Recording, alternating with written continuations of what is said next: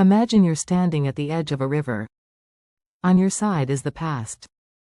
Across the water lies the future. Between the two, there's only one bridge, your model. Now, you built this model to help guide decisions. Maybe it predicts customer churn, maybe it suggests investments, maybe it forecasts sales. But one question remains. How do you know the bridge is strong enough to carry you across time? To answer that, we turn to two critical techniques, cross-time testing and backtesting. They sound similar, but they serve different purposes. Let's walk through them together. Cross-time testing, walking forward in time. Start with cross-time testing. It's like training your model to walk, 1 year at a time. You begin with data from the past, let's say 2010 to 2015. You teach your model everything it needs to know from those years, the trends, the behaviors, the patterns. Then, like a parent letting go of a bicycle, you send the model forward, into 2016. You test whether it can stay upright. Can it still make good predictions on this new year it hasn't seen before? Now, you repeat. Add 2016 to the training data. Teach it a bit more. Let it try to predict 2017. Again and again, step by step, you're walking it through time, never letting it peek ahead before it's ready. This is cross-time testing, a form of validation where your model is trained on the past and tested on the future, always in chronological order. It mimics real life. Because in reality, we never get to see tomorrow's data today. And the value? Enormous. You learn how your model behaves as time moves forward. Does it keep up with changes? Can it generalize to the future, or does it only perform well because it memorized yesterday? Cross-time testing tells you if your model is truly adaptive, not just accurate.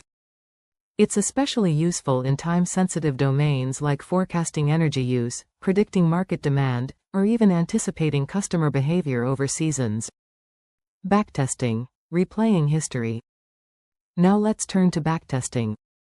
The mood shifts a little. Instead of walking forward, we rewind the tape.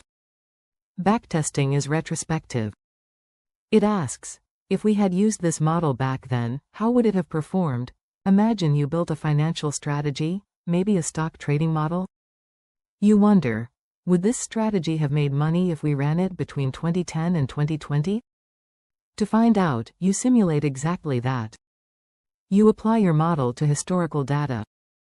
You record every decision it would have made, when to buy, when to sell, and compare it with the actual outcomes.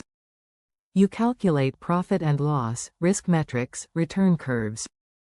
You watch history play out, but now, with your model calling the shots. That's backtesting. And while it doesn't walk through time like cross-time testing, it gives you something equally powerful, a glimpse of what could have been. Backtesting is often used in algorithmic trading, insurance risk modeling, and investment strategy design. It doesn't necessarily require retraining the model across multiple time periods. Instead, it evaluates the fixed model's performance across a historical timeline, like running a simulation in a lab. The question it answers is different. If we trusted this model back then, what would have happened? The difference? One looks ahead, one looks back. Both methods rely on time. But they face in different directions. Cross-time testing is forward-looking. It's about teaching your model gradually and seeing how well it adapts to new, unseen data. It's concerned with generalization, evolution, and time-based robustness. Backtesting, on the other hand, is backward-looking.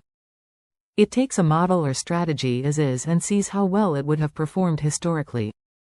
It's about simulation, scenario replay, and assessing historical effectiveness. One mimics learning in motion. The other mimics decision-making in hindsight. Which one should you use? If you're building a model to predict the future, like next week's sales or next quarter's demand, and you want to test how reliable it is across time, cross-time testing is your best friend. If you're designing a strategy or decision rule, something that will operate in the real world, like a trading algorithm, and you want to simulate its past performance, backtesting is the way to go. In many high-stakes applications, the two work hand in hand. You test whether the model generalizes well to time, and then you simulate its real-world effectiveness. The takeaway: at the end of the day, models are like navigators. They help us sail into the future, but only if we trust the compass. Cross-time testing builds that trust by proving the model can adapt and keep pace with time. Backtesting builds confidence by showing what the model would have done when the stakes were real.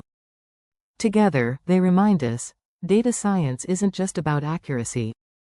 It's about foresight. It's about judgment. It's about learning from the past and preparing for the future. And in a world where time never stands still, that's exactly what we need.